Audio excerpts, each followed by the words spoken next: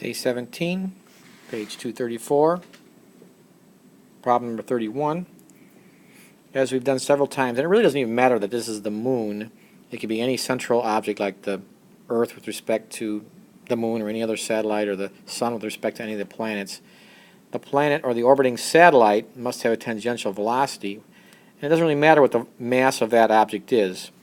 So as we've shown you in class, the gravitational force is the centripetal force for any orbiting satellite.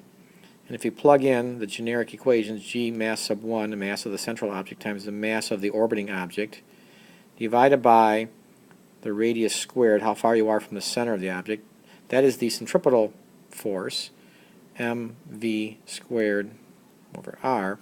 And that m on the right hand side is the m sub 2. So that cancels, and then one of the r's cancels out.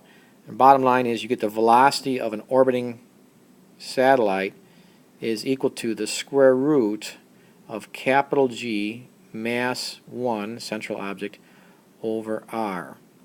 So what you'll do in this problem is you'll look up the mass of the moon, and you'll add the two numbers given because the problem tells you that you're at an orbiting height of 62 kilometers.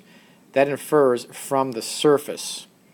And the moon's radius is 1738, so actually it makes it pretty simple, because 1738 plus 62 gives you 1,800 kilometers, which is 1.8 million meters. You want this in meters. You'll plug that in for r, look up the mass of the moon and your gravitational constant, and there you would have your tangential velocity for this particular orbiting object.